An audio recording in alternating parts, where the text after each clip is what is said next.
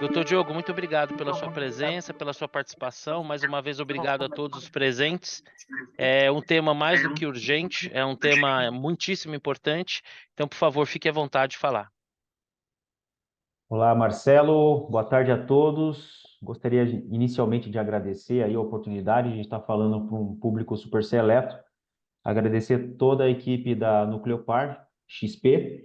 Bom, então, só fazendo aqui uma rápida introdução sobre o tema, nós vamos conversar hoje sobre a urgência do planejamento sucessório frente os novos parâmetros de cobrança do ITCMD, a partir da reforma tributária. É importante lembrar que, quando a gente fala em planejamento patrimonial e sucessório, nós não falamos apenas em holding familiar, né? Nós temos outras formas de fazer, além da holding familiar, a sucessão patrimonial. Mas todas essas formas legais, elas caminham juntas. E hoje nós vamos falar especificamente sobre esse instrumento que é a holding familiar. Por que da necessidade desse bate-papo, pessoal? Bom, vocês sabem, estão acompanhando aí uma larga cobertura da mídia especializada e a mídia em geral sobre os diversos temas que estão sendo tratados na reforma tributária, né? E dentro do estado de São Paulo, nós temos uma particularidade, assim como o Paraná, Espírito Santo, esses estados ainda estão com a alíquota de 4%, tá? A previsão é que essa alíquota venha a dobrar de forma escalonada.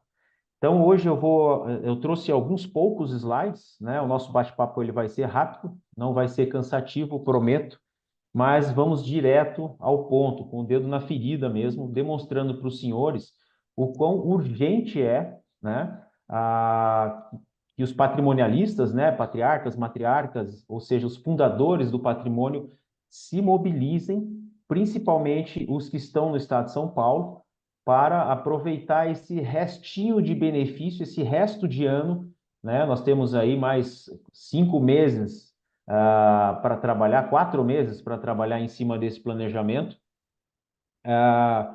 porque a partir de janeiro a tendência é que o ITCMD em São Paulo dobre, né? Então eu vou compartilhar aqui a tela com os senhores. Me diz aí, Marcelo, se está tudo certo. Tá perfeito. Ok? Passou no teste, doutor? Legal. Então vamos lá? Bom,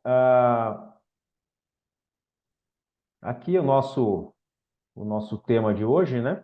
A holding familiar e as vantagens frente ao novo ITCMD em 2025. Então, hoje nós vamos falar um pouquinho da urgência desse planejamento, né, da economia tributária que está envolvida, né? Se vocês conseguirem se antecipar e se organizar para fazer essa sucessão patrimonial ainda em 2025, com muita relevância no estado de São Paulo, eu vou dizer por quê, né? Vou explicar para os senhores por quê.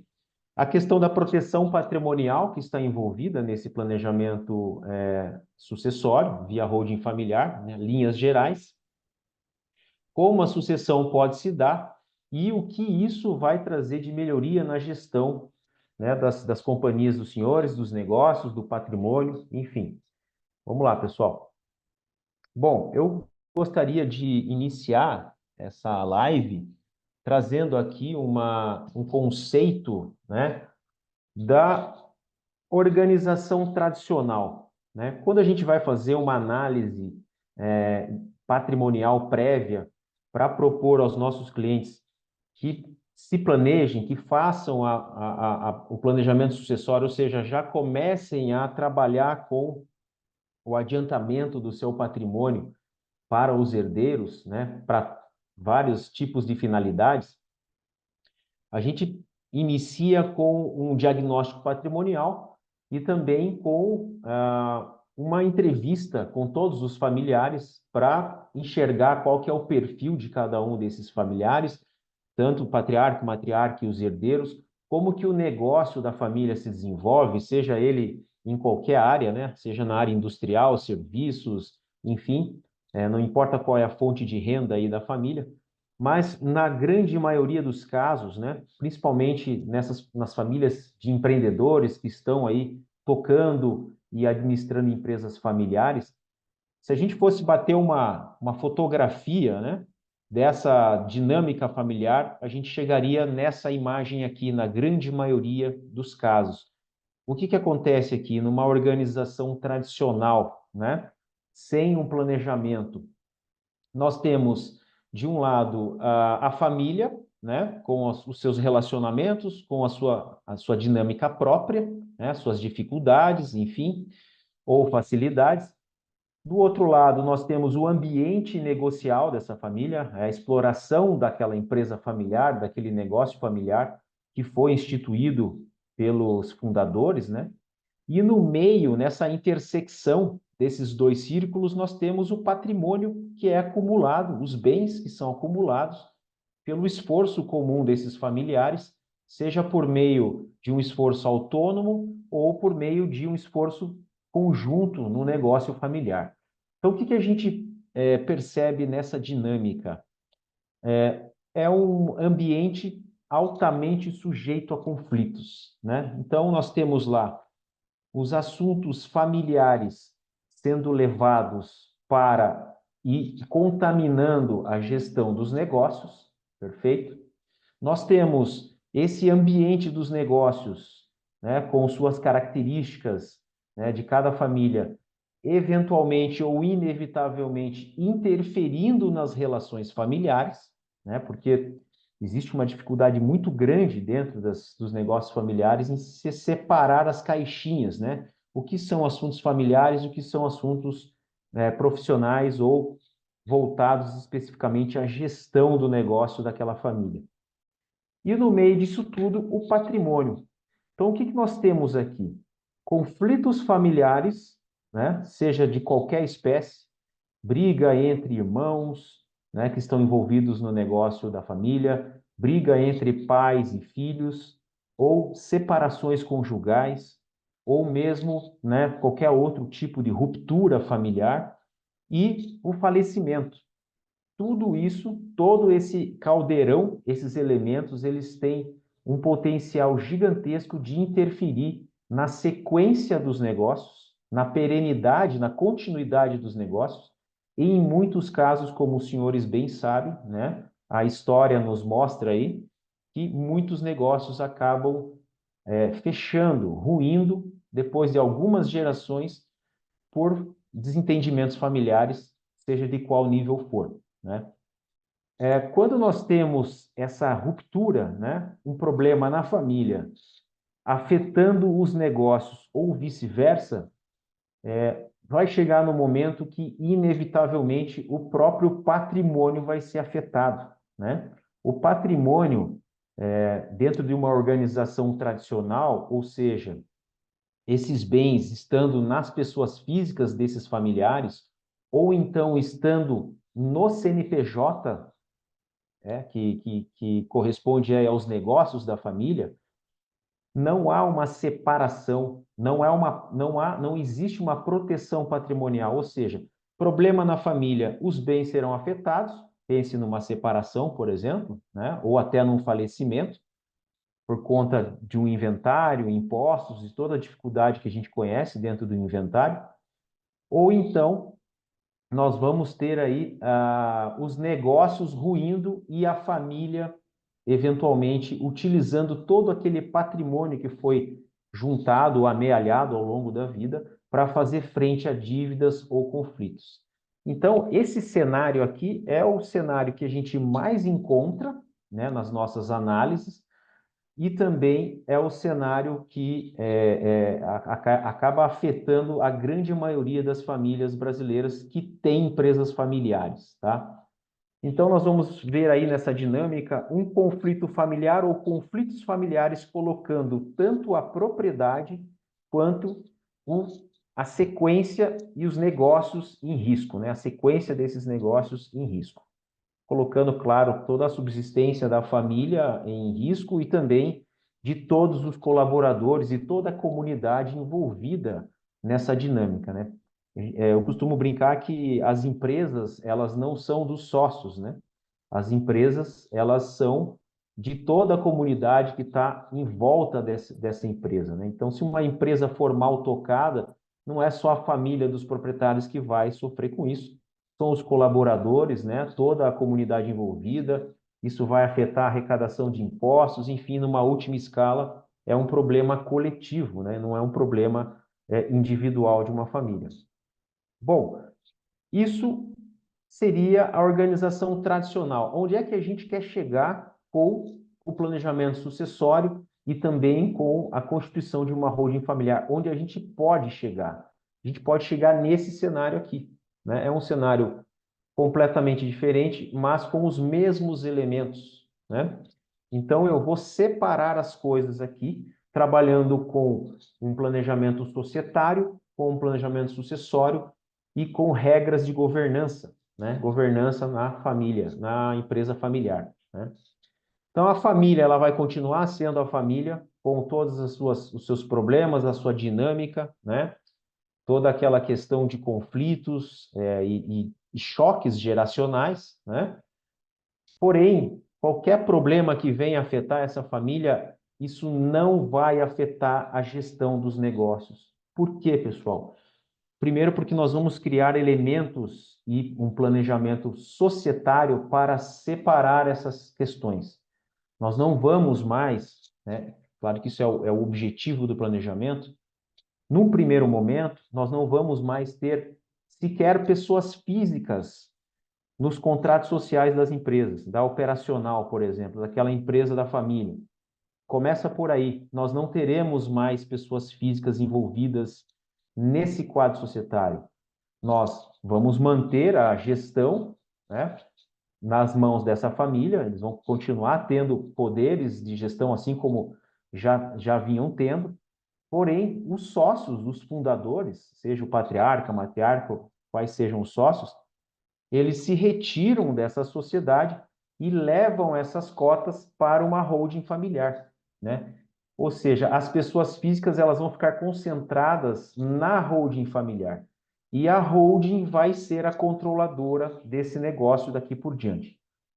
Com isso, a gente vai inserir uma série de regras de gestão, de sucessão, né? Uma série de previsões que vão remediar conflitos, problemas e situações societárias.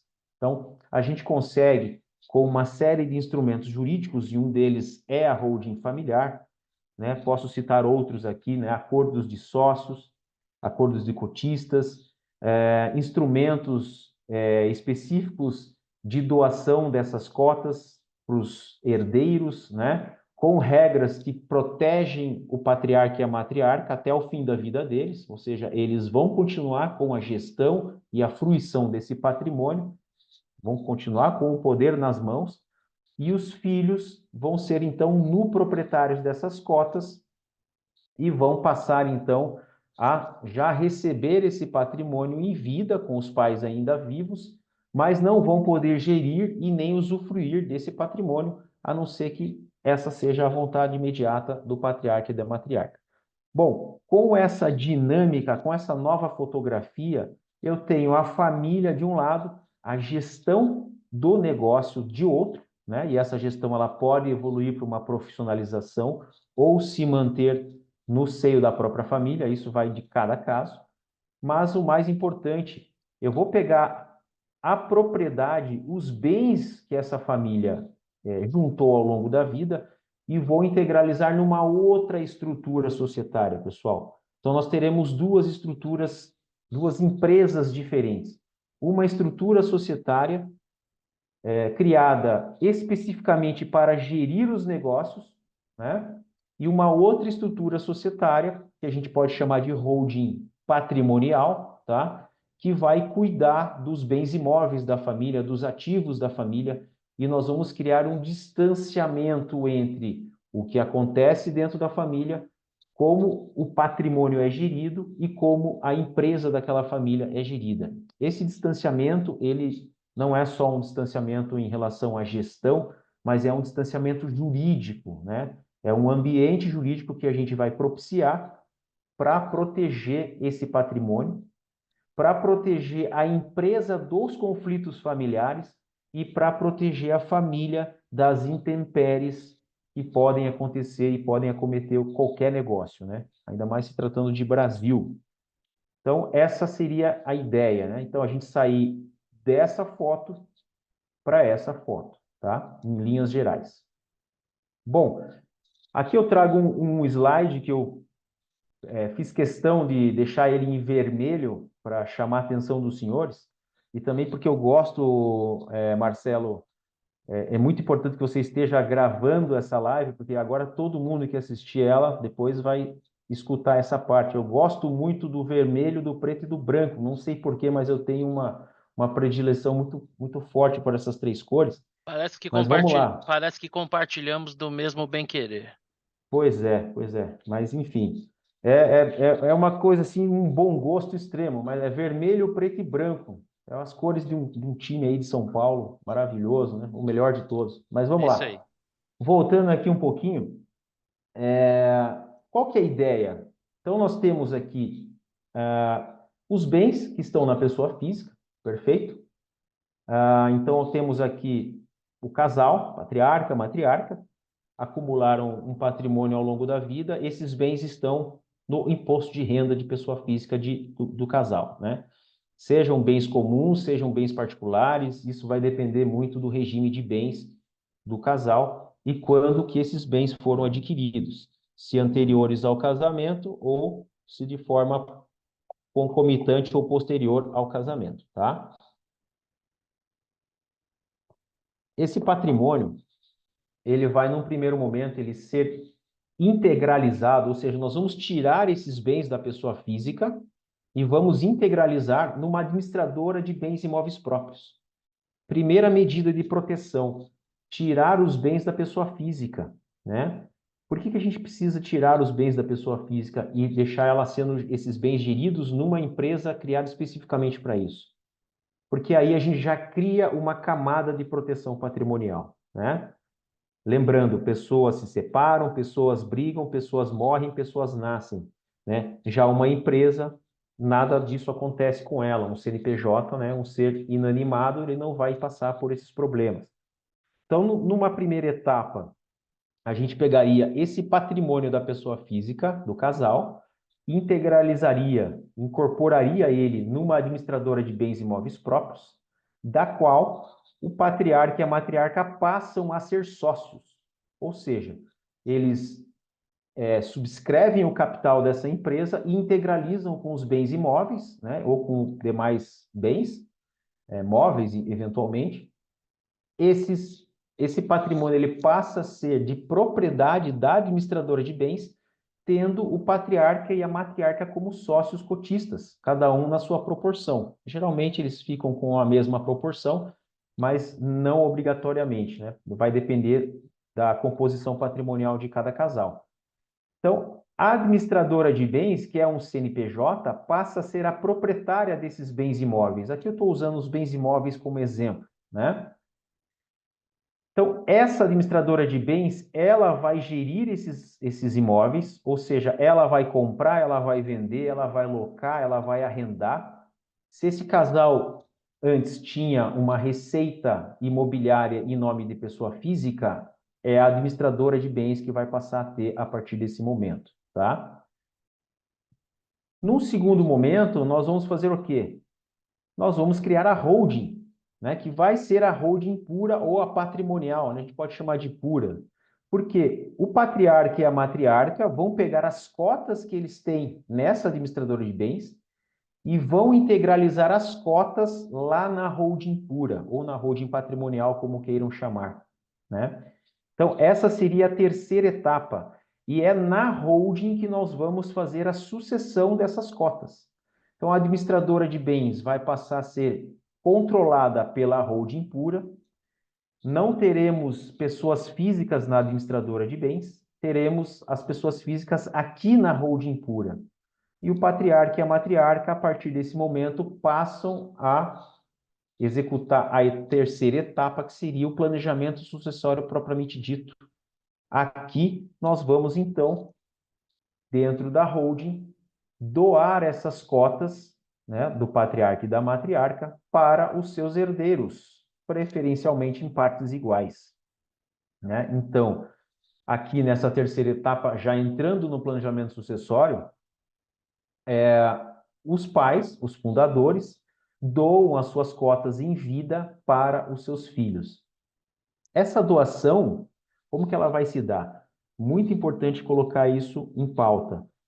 Patriarca e matriarca não vão perder o poder de gestão, não vão poder perder o poder de fruição desse patrimônio, vão continuar tendo todos os poderes que eles tinham enquanto estavam com esse patrimônio na pessoa física, e mesmo que depois da doação dessas cotas, eles vão continuar com os mesmos poderes. Por quê? Porque a gente vai fazer a doação com usufruto vitalício, né?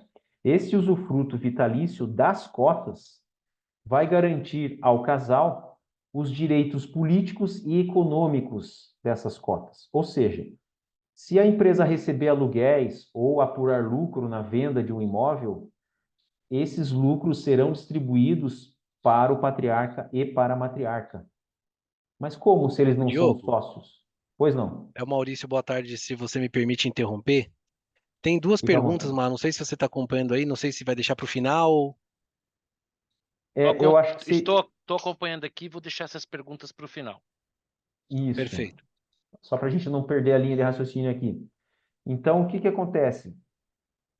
No momento dessas doações, nós vamos gravar e reservar em prol do patriarca e da matriarca o usufruto vitalício em relação a essas cotas, né? Então, o patriarca e a matriarca eles vão continuar com o poder de voto dentro da empresa, vão continuar deliberando os assuntos, né? Vão receber os lucros e dividendos, e ainda nós vamos colocar várias cláusulas de proteção. No próximo slide eu vou entrar nessas cláusulas que vão assegurar aí o patriarca e a matriarca o total controle desse patrimônio e numa eventualidade de virem a falecer, esse patrimônio já está em posse dos filhos.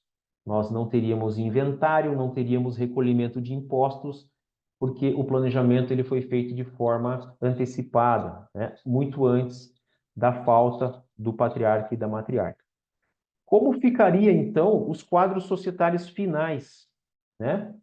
Por exemplo, aqui eu optei, nesse exemplo, em deixar o patriarca e a matriarca com 1% na administradora de bens. Por quê?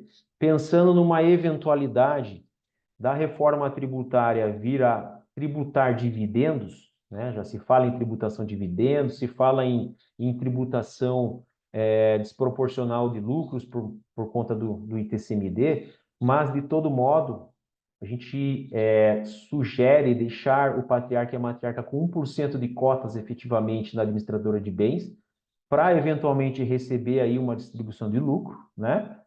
E os outros 99% da administradora de bens, onde estão os imóveis, vai ser controlado pela holding pura, né? Pela holding patrimonial, aqui no caso.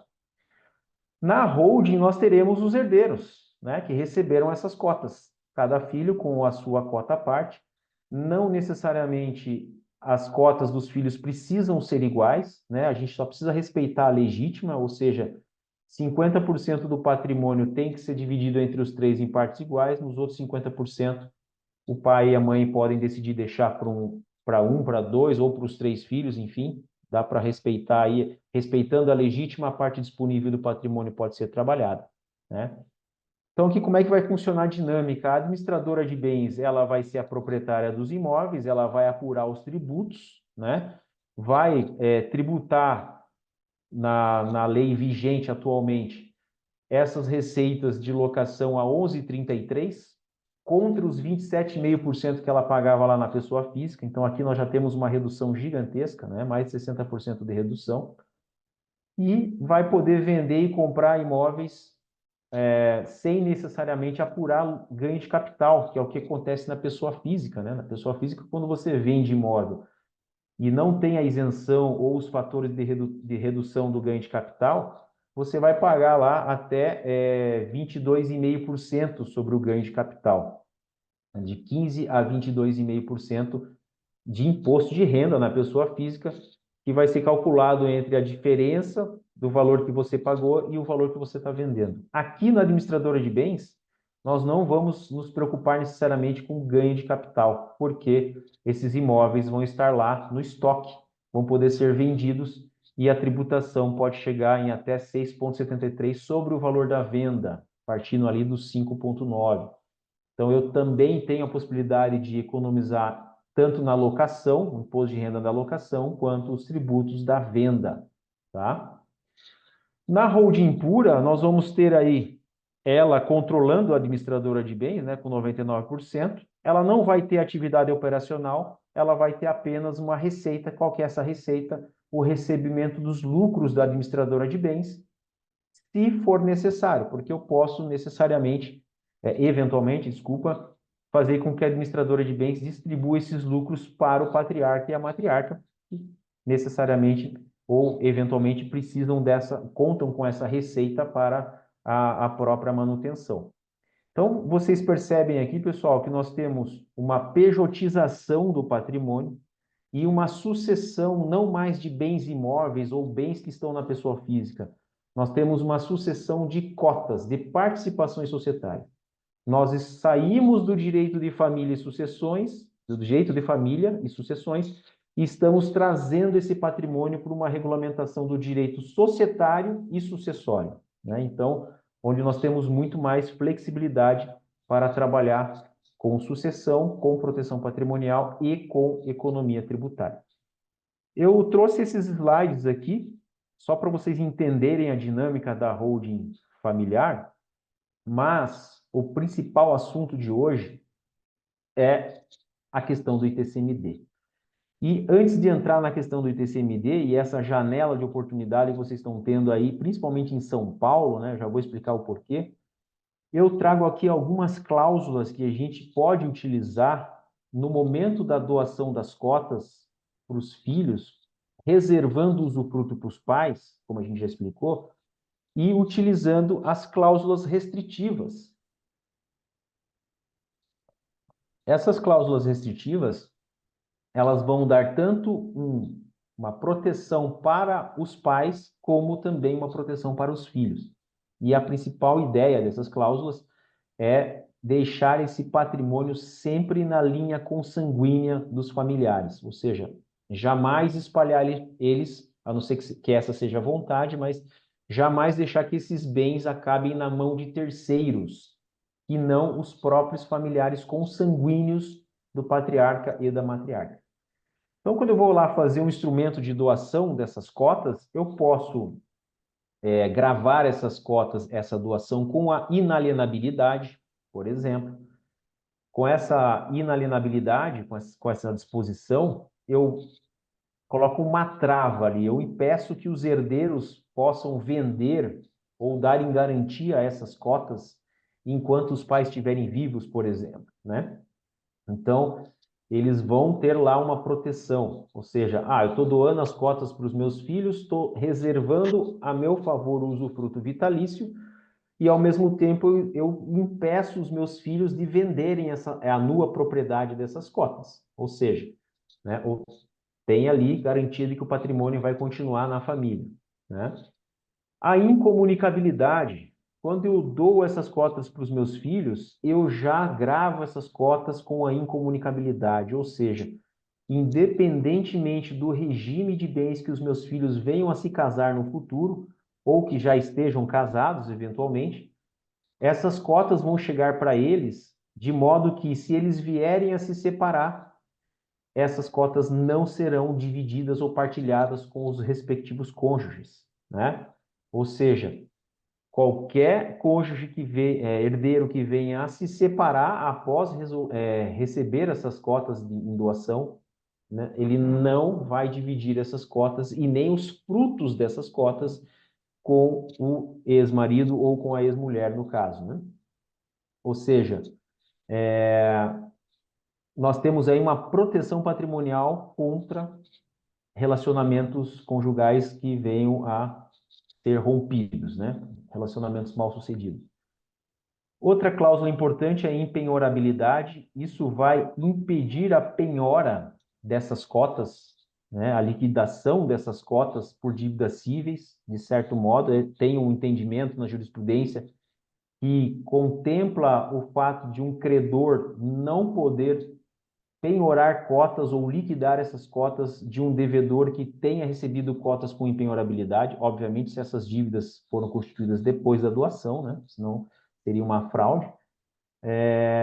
E também existe o entendimento de que essa impenhorabilidade ela alcança apenas o fato de o herdeiro não poder dar essa cota em penhor, em garantia para alguma operação de risco. De qualquer forma, tem a proteção patrimonial nesse caso. A cláusula de regresso, pessoal, isso aqui é importantíssimo.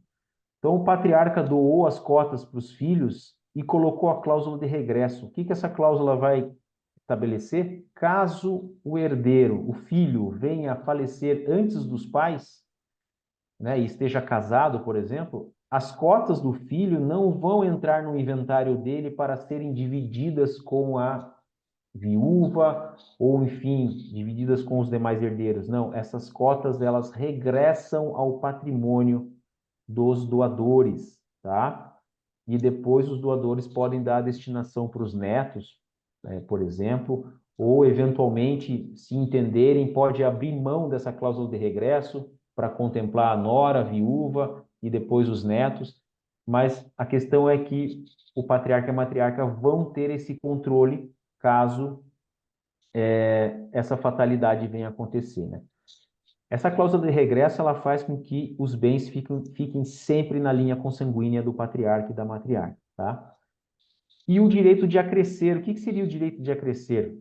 Então, o patriarca doou as cotas deles para os filhos e reservou o usufruto para ele, né? Ele doou 50% do patrimônio que lhe cabia e reservou o usufruto para ele. A esposa dele fez a mesma coisa. Vamos supor que o patriarca venha a falecer antes da esposa dele. A cota de usufruto que ele tinha de 50% vai ser acrescida à cota do usufruto da viúva, né? Da esposa sobrevivente. Então, ela vai continuar com 100% do usufruto enquanto ela estiver viva. Só depois que ambos os fundadores, né, os patrimonialistas falecerem, aí sim os filhos terão efetivamente a propriedade dessas cotas e aí a autonomia para estabelecer aí as decisões, né? Obviamente com todas as regras de gestão que a gente já vai deixar no contrato. Então, deixa eu só interromper aqui rapidinho o meu compartilhamento, só para chamar a atenção dos senhores que a ideia exatamente é essa. Então, a gente vai criar uma estrutura societária, empresarial, para gerir esse patrimônio, né? Vamos fazer a sucessão desse patrimônio por meio de cotas para os nossos filhos, né? Para os herdeiros. E mais, vamos criar regras no contrato social dessa holding. Essa holding ela pode ser tanto dona dos imóveis da família, e uma outra holding ser a dona das empresas da família. Então, separando em duas estruturas, né, distintas. Para quê? Se tiver algum problema na empresa, na operação, os meus imóveis estão afastados desse problema, né? E vice-versa. Agora, a partir do momento que eu faço essa transmissão, eu tenho também que me preocupar com a gestão desse patrimônio, mesmo depois que eu tiver falecido, mesmo depois que a minha esposa tiver falecido. Essas regras, elas vão estar constando no contrato social, no acordo de cotistas e, eventualmente, até num protocolo familiar. Ou seja, o patriarca e a matriarca podem estabelecer regras, por exemplo, olha, quando a gente não estiver mais aqui, quem que vai tocar os negócios da família? Quem que vai tocar a operação familiar? Ah, vai ser o herdeiro 1, o herdeiro 2, o herdeiro 3, aquele que tenha mais aptidão para tocar o negócio. Quem vai ser o administrador da empresa em caso de falta do patriarca e da matriarca, né? Vamos estabelecer uma série de regras, uma série de previsões sucessórias. Como a empresa vai poder ser administrada, por quem, por quanto tempo, né? Como o caixa da empresa vai ser administrado após a morte do fundador e da fundadora, né? A gente pode estabelecer lá um período de vacância ou um vácuo, né? Entre a data do falecimento dos fundadores, né? Estabelecer lá que pelo período, por exemplo, de 36 meses, estou dando só um exemplo aqui, os herdeiros, né, que vão tocar esse patrimônio, eles não podem, eles vão ter limitações para o uso do caixa para fins pessoais, por exemplo, regras de governança, para evitar que esse choque de geração não comprometa a continuidade dos negócios da família pela segunda geração. É muito comum, Marcelo, a gente identificar nessas transições geracionais, né, esse choque de gestão por conta das gerações. Então, a geração anterior, bastante austera, comprometida com o negócio, né, e sempre com aquela cultura de acumular e reservar e ser previdente, de repente entra uma nova geração, né, que tem uma outra cultura com as suas virtudes, né, obviamente, mas eventualmente esses herdeiros acabam elevando o padrão de vida muito rapidamente, porque descobrem que tem muito lucro acumulado lá nos negócios, né? E isso pode vir a comprometer o futuro da empresa, né? Então a gente pode estabelecer regras, por exemplo, dia desses a gente estabeleceu, dentro de um protocolo familiar, a regra no sentido de que os novos administradores, eles só poderiam distribuir lucros acumulados, né, na gestão dos pais. Esses lucros acumulados na gestão anterior, eles só poderiam ser distribuídos em favor dos sócios num patamar de até 25% num período de 3 anos. Ou seja, se os sócios herdeiros, né, que agora são os gestores do negócio, quiserem distribuir mais lucros, eles vão ter que levar em consideração os lucros que eles gerarem, ou seja, os lucros novos. Os lucros acumulados vão ficar congelados ali, investidos para questões operacionais ou questões estratégicas, para não deixar que exista aquele afã da nova geração que a gente vê muito, né, nas famílias. Sim. Doutor Diogo, deixa eu lhe fazer uma pergunta. O senhor me Diga avisa aí lá. quando tiver liberado, porque eu já tenho algumas perguntas aqui, algumas que eu fui coletando por mensagens no nosso WhatsApp e outras aqui compartilhadas no chat. Então, Tá. quando tiver liberado, aí você me avisa. Eu acho que a gente pode Podemos responder começar? algumas, Então, tá? E vamos aí a lá. gente vai para o tema principal, que é a questão do ITCMD, tá?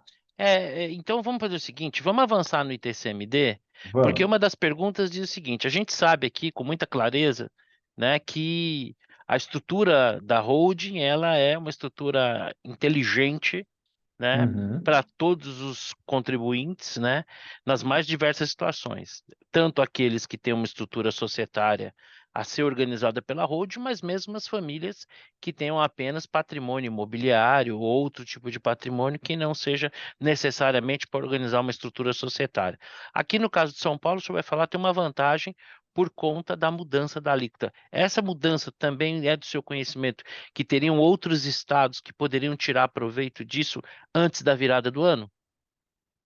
Veja, com a reforma tributária, todos os estados vão ter que adotar a alíquota escalonada, né? Então, dos estados que hoje permanecem com uma alíquota de 4%, né? De memória, eu sei que é o Espírito Santo, o Paraná, o estado de São Paulo, tá? E eu acho que tem mais um estado do norte que eu tenho que confirmar, mas todos os demais estados ou já estão na alíquota de 6% ou já estão na alíquota de 8%. Então, em São Paulo especificamente, nós temos uma oportunidade gigante, e eu vou explicar por quê, mas Espírito Santo e Paraná também, ainda até dezembro a alíquota vai ser de 4%. Em São Paulo, também vai ser só até dezembro 4%, né? Assim que o PL que está em votação for aprovado, mas a tendência é que isso aconteça ainda esse ano, nós vamos ter uma alíquota dobrada em São Paulo, mas não só alíquota, a base de cálculo também vai mudar, e é aí que eu quero mostrar para os senhores aonde é que a nossa conta aqui vai fazer muita diferença, tá? Vamos lá. Eu vou direto ao ponto aqui, ó, só mostrando para os senhores que está em votação em São Paulo, né, o projeto de lei 2 de 2024. Ele já foi aprovado na CCJ agora em março, tá? e ele está aguardando o parecer da Comissão de Finanças para ser aprovado. Então, vai ser votado. Ele, na verdade, ele está regulamentando o novo ITCMD, que tem como o arcabouço a reforma tributária, né? Todos, repito, todos os estados vão ser obrigados a adotarem as alíquotas progressivas, né? A tendência é que todos eles cheguem na alíquota de 8%, que hoje já é o teto constitucional. Mas em São Paulo, como é que vai funcionar, pessoal? Quem tem patrimônio, né? Hoje, como funciona hoje? Independente do patrimônio, 4%, né? A partir da aprovação desse PL, quem tem até 353 mil reais, 353.600 mil, vai ficar na alíquota dos 2%, tá? A tendência é que a imunidade que existe hoje, que vai até aproximadamente 80, 90 mil reais, ela seja extinta, tá?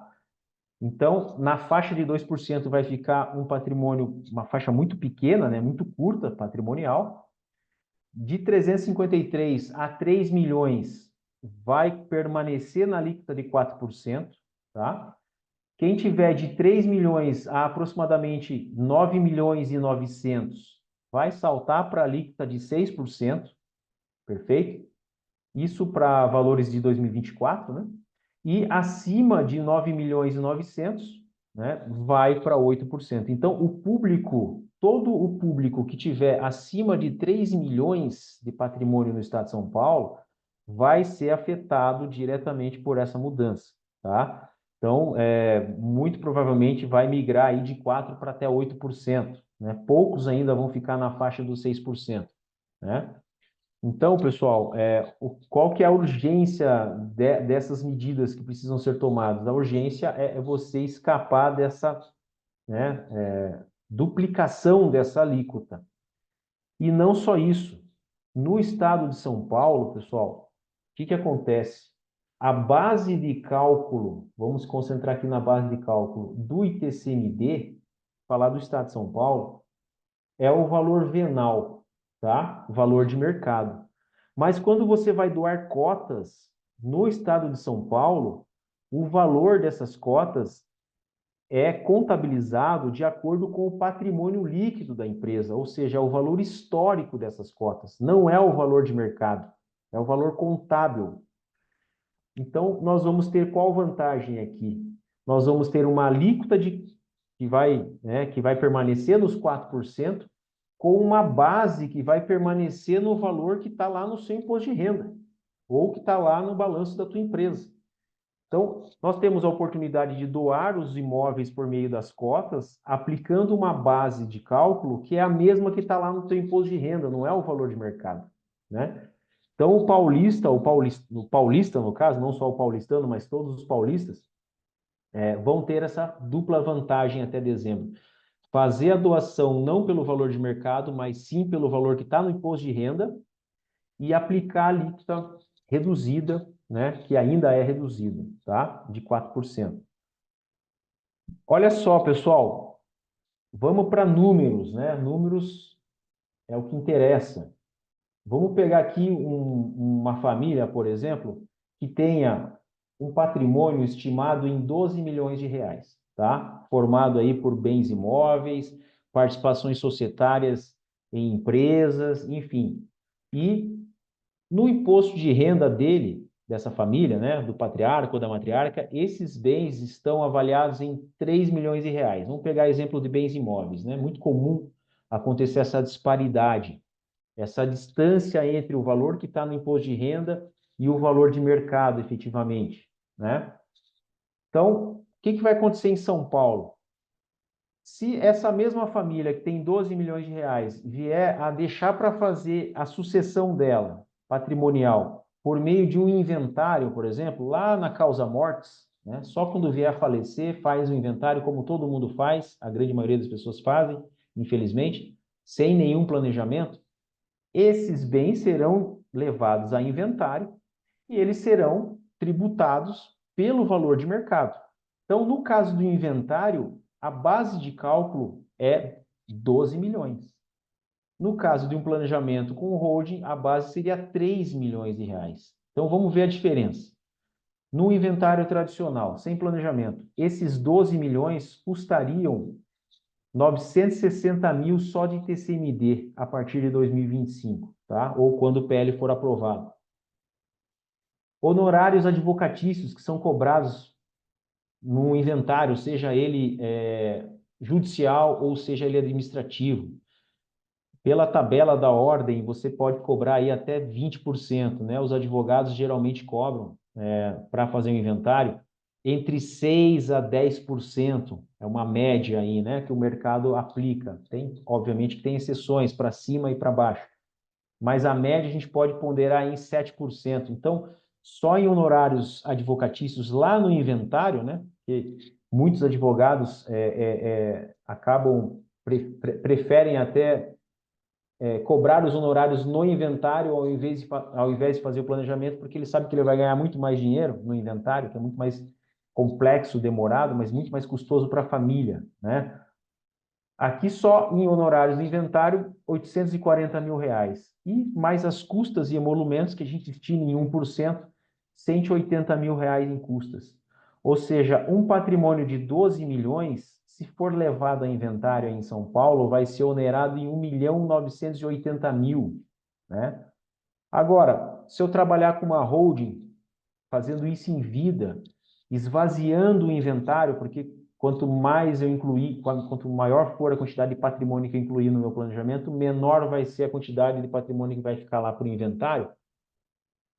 Esse mesmo patrimônio, ele passa a ser onerado na holding, na hora de doar as cotas com a reserva de usufruto, eu vou aplicar uma alíquota de 2,6% contra os 8% lá do inventário. Por que 2,6%?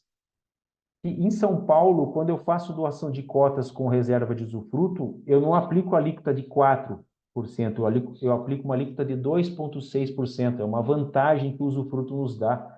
Além de assegurar o poder de gestão do patriarca, eu tenho ainda uma economia tributária.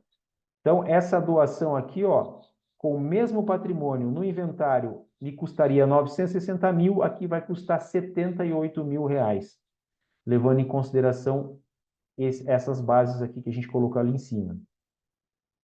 Eu vou ter um custo de TBI, que vai ser de 3% sobre o valor de mercado desses imóveis, para integralizar esses imóveis na holding, de 360 mil. É um custo que eu não teria no inventário, mas olha a diferença, pessoal.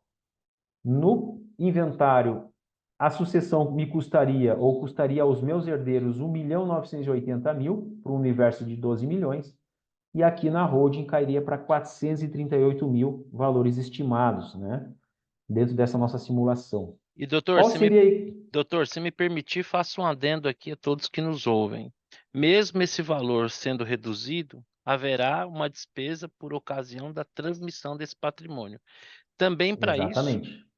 para isso, temos estruturas de proteção de tal forma que esse desembolso, que é líquido e certo, possa ser feito de forma ordenada, eficiente, através de estruturas de proteção. Procure saber mais com os seus assessores sobre isso. Nós temos especialistas também da parte de seguros para falar sobre esse tema. Muito bem colocado, Marcelo. É extremamente recomendável que as famílias contratem esses seguros, né? São várias opções no mercado hoje. Tem aí os especialistas da Nucleopar. Por quê? Porque ainda que a família venha a ter uma economia muito grande, né? Seria muito importante que os herdeiros, né, quando do falecimento dos pais, estejam capitalizados para fazer frente a alguns custos que vão remanescer. A gente não vai conseguir colocar 100% do patrimônio numa holding. Por exemplo, todos os ativos de liquidez, né, eles estarão fora da holding, eles estarão nas pessoas físicas. Esses ativos com liquidez, dinheiro, né, aplicações, ações, fundos, enfim, títulos, eles vão precisar ser inventariados e eles vão cair na alíquota de 8%. Quem vai bancar esse custo? O seguro, que vocês possam eventualmente estar contratando aí um seguro sucessão. É um produto muito recomendado, tá? Aí é lógico que tem que ser feitas as cotações, aí os especialistas vão indicar a melhor opção para vocês.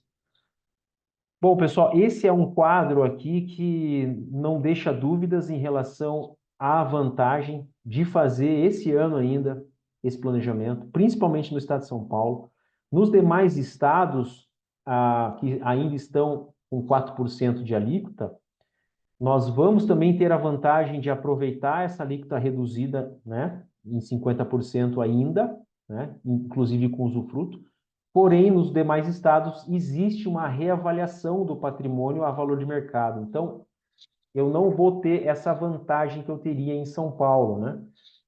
Em São Paulo eu faço essa doação pelo valor que está no imposto de renda, nos demais estados eu teria que fazer pelo valor de mercado, porque existe essa reavaliação. Então, sem sombra de dúvidas, hoje o melhor lugar para você fazer um planejamento sucessório, né, um dos melhores lugares, é o estado de São Paulo. Então, aproveitem essa oportunidade, tá?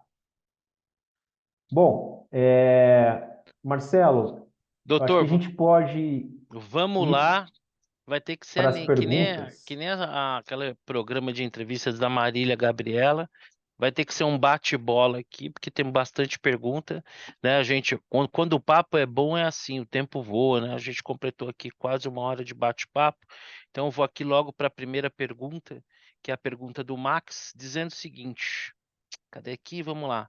Né? Esse esquema seria o mesmo para sócios de empresas, sendo que não sejam o casal? E aí eu vou me antecipar e tentar ver se o caminho seria que cada um tivesse a sua própria holding e as suas holdings tivessem a participação na empresa. Seria isso, doutor? Exatamente, exatamente. Aí seria uma holding empresarial, né? Cada sócio, mesmo que não seja um casal, Formem um casal. faria a sua própria estrutura. Isso é importantíssimo, né? É o ideal que todas as operações não tenham mais sócios, pessoas físicas na sua composição. Cada sócio, cada núcleo familiar com a tua holding de participação. Max, obrigado pela sua pergunta. Vamos aqui para a pergunta da Márcia, que é a seguinte: herdeiros fora do casamento, né? Fora a união deste casal, como é que ficaria? Bom, herdeiros fora do casamento, nós vamos fazer uma separação das legítimas, né? Então, o patrimônio que é comum do casal vai ser dividido apenas entre os herdeiros do casal, né? Os filhos do casal, né? E esse herdeiro que está fora, ele vai ter a sua parte patrimonial respeitada, a tua legítima, né? A lei impõe isso, mas ele vai receber apenas a parte do pai dele, no caso, né? Então, o outro cônjuge não vai ser afetado e os herdeiros desse outro cônjuge também não serão afetados nessa parte, Márcia, obrigado aí tá? pela sua pergunta. Vamos aqui para a pergunta do Milton Júlio. No caso dele, ele tem 2 empresas no Simples, uma no nome da esposa e outra no próprio nome dele. Pela lei do Simples, eles não podem ter participação em outra sociedade. Como é que seria para fazer nessa situação? Cada um tem uma empresa no Simples que não pode ter outro sócio. Perfeito. Nesse caso, a gente não trabalharia necessariamente com uma holding familiar, mas a gente faria a sucessão por meio de cláusulas e outros instrumentos jurídicos, o que não impede de fazer o planejamento sucessório, só que vão ser por outras ferramentas que não uma holding familiar. A gente Milton, chega no mesmo resultado. Milton, obrigado. Ótima pergunta. Agora vamos aqui para a pergunta do Guilherme. Caso o patriarca ou a matriarca venham a ter um novo filho após a criação da holding pura, como é que ficaria esse novo herdeiro? Bastaria fazer uma inclusão na holding? Como é que funciona isso? Excelente, excelente pergunta. Para isso, nós temos cláusulas que vão proteger esse novo herdeiro. Vamos pegar esse mesmo exemplo, né? Eu tenho lá 2 filhos, já fiz a doação das cotas para eles, daqui a um tempo nasce um temporão. Como é que faz, né? Poxa, todo o patrimônio está concentrado na holding e essas cotas já foram doadas para os 2 primeiros filhos. Ou vamos até usar um exemplo, os filhos do primeiro casamento, né? Pode ser também. O caçula não vai ser prejudicado. Por quê? Nós vamos instituir uma cláusula de call option nessas doações para que essas cotas retornem ao patrimônio dos doadores e a gente faça uma nova redistribuição respeitando as legítimas. Então, nenhum herdeiro vai ficar de fora, não vai ser prejudicado, mesmo que ele venha a nascer muito tempo depois das doações, tá? Muito obrigado, Guilherme, nosso amigo tricolor aqui, pela excelente pergunta. A Kátia tinha feito uma pergunta que eu pretensiosamente já tentei antecipar a resposta, só queria confirmar com o doutor. Ela pergunta assim: qual o valor em percentual com relação aos bens para criar uma holding. Eu havia comentado com ela aqui durante sua apresentação que a criação de uma holding é muito peculiar, né? Porque às vezes ela pode ter um patrimônio elevado e está concentrado em um ou dois imóveis, às vezes tem um valor menor, tem um número maior de imóveis sucessores. Nesse caso, eu acho que é difícil estabelecer um valor percentual, né? Teria que estudar caso a caso, né? Exatamente, exatamente. O que eu posso dizer assim é que patrimônios a partir ali de 3 milhões de reais para cima já começa a ficar viável fazer essa estrutura, tá? Principalmente em imóveis, né?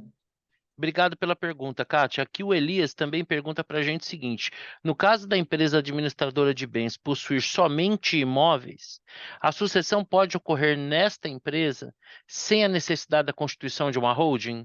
Pode sim, pode acontecer. Pode ser feito no estado de São Paulo, eu diria que mais tranquilamente sim, porque o estado de São Paulo não vai reavaliar o PL da administradora na doação das cotas, só que tem uma regrinha ali que tem que ser respeitada de 180 dias, né? E nós não temos esses 180 dias. Então, o ideal, pelo menos para esse ano, ainda para aproveitar os benefícios, seria constituir a holding em cima, tá? Acima da administradora. Mas nada impede que na sequência a gente possa liquidar essa holding e descer as cotas para ficar só na administradora de bens, você ficar com apenas um CNPJ.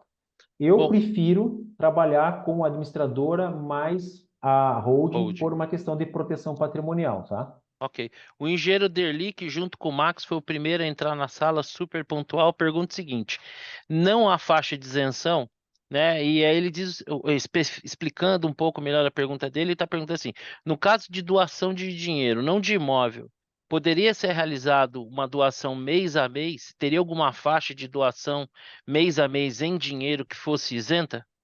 Sim, atualmente no estado de São Paulo existe, depende da lei estadual, tá? É local. Mas no estado de São Paulo existe um limite que hoje está em torno de 80, 90 mil reais, ele varia de acordo com a UFESP, né? Agora eu só preciso confirmar a informação se essa imunidade não vai cair com o PL 2 de 2024, tá? Eu preciso resgatar essa informação, mas eu tenho quase certeza que essa isenção vai acabar no estado de São Paulo. Depois eu confirmo isso para vocês. Mas hoje ela ainda existe, tá? Derli, cobra do seu assessor aí uma resposta que o Dr. Diogo encaminha posteriormente. Nós temos aqui também a pergunta, mais uma pergunta do Elias aqui. É possível obter a isenção do ITBI no caso da integralização de capital para empresas cujo objetivo predominantemente não seja atividade imobiliária? Elias, essa questão ela é bastante controversa hoje, tá? Para você conseguir a imunidade do ITBI hoje, você precisa judicializar, tá? As prefeituras não estão respeitando a regra constitucional, né? Porque o ITBI é um tributo municipal, né? Então, onde estiver o imóvel, é a prefeitura que vai cobrar naquele local o ITBI. Pela regra e pela interpretação do STF, a integralização de capital com bem imóvel, ela é imune ao ITBI, tá? Mas na prática não é isso que acontece, infelizmente. As prefeituras ou cobram, ou dão a imunidade parcial, ou fazem a cobrança integral, e aí os contribuintes têm que judicializar essa questão para conseguir a imunidade. Vai depender muito da prefeitura, mas eu já contaria, tanto que no meu exemplo ali eu já deixei destacado o custo do ITBI, mas podemos buscar essa recuperação depois. Duas boas perguntas da Vera aqui. Vamos fazer um 2 em 1. A transmissão do bem para a holding tem custo? Essa é a primeira pergunta. E a segunda pergunta seria: solteiro, quem seriam os sucessores? Irmãos? Só parte de pai? Tem direitos? No caso de Bom, vamos solteiros, quem lá. seriam os sucessores? Vamos para a primeira pergunta. Transferência do bem para a holding tem custo? Terá o custo do ITCMD, desculpa, do ITBI, né? Que é o Imposto sobre Transmissão de Bens Imóveis, é o mesmo daquele da compra e venda do imóvel. Em São Paulo é 3% alíquota, mas com a possibilidade, e não é nada garantido, mas a possibilidade de a gente conseguir a imunização, pelo menos parcial desse tributo, né? Ou até a total, mas daí teria que judicializar depois, tá? Então, a resposta para transferência, né, aqui, se tem custo ou não, a resposta, infelizmente, hoje é sim ou não, vai depender do caso, tá? E sobre quem é solteiro, se você é solteiro, e quem que são seus herdeiros? Se você não tiver filhos, né? Vou partir do pressuposto aqui que não tem filhos, né? Os sucessores seriam, em caso de um falecimento, os sucessores seriam os pais, em primeiro lugar, que são os ascendentes, né? Não havendo descendentes, seriam os ascendentes, e na falta dos ascendentes, que seriam os pais, seriam os colaterais, daí os irmãos, né? Ou os sobrinhos, se os irmãos já tiverem falecido. Essa é a ordem sucessória. Agora, se você for solteiro e tiver um filho e vier a falecer, o seu filho vai ser o seu herdeiro necessário, os pais estarão excluídos da sucessão, mesmo que você esteja solteiro, tá? Não seja casado. Bom, eu queria fazer aqui um adendo à colocação do Derli. Uma forma de transmitir recursos para sucessores sem recolhimento do tributo é a contratação de um seguro com valor resgatável, né? Você paga a parcela de seguro para o seu filho. Vamos pensar aqui o caso de uma situação de um patriarca que tem um filho e tem um neto. Ele faz o seguro em nome do filho, coloca o neto como beneficiário, vai pagando esse seguro ao longo do tempo, esse seguro vai virando uma reserva dentro da seguradora, e como ele está pagando um seguro sobre isso, ele não teria o tributo a recolher. Então, uma forma de fazer sucessão sem recolhimento de tributo é pagando uma apólice de seguro. Doutor Diogo, nós tivemos aqui no pico da nossa apresentação quase 80 pessoas, ainda temos 71 pessoas com a gente. Eu, Marcelo, em meu nome, em nome da Nucleopar, em nome do meu irmão, somos sócios fundadores da Nucleopar. Quero agradecer a participação de cada um dos nossos clientes, dos nossos amigos, dos nossos assessores. Doutor Diogo, o senhor, como sempre, explorando muito bem o tema. Por favor, aqueles que eventualmente ainda tenham ficado com alguma dúvida, encaminhem para os seus assessores. Doutor Diogo está à disposição. É um tema muito importante. Se para o pessoal de São Paulo tem um apelo adicional por conta do ITCMD, independentemente da sua localização no Brasil, organizar o seu patrimônio em forma de holding seguramente vai proteger de uma série de acontecimentos, vai fazer com que o processo sucessório seja muito mais tranquilo. Então, por aqui a gente encerra. Eu agradeço a todos pela participação. Valeu, pessoal. Muito obrigado. Eu fico à disposição de todos aí.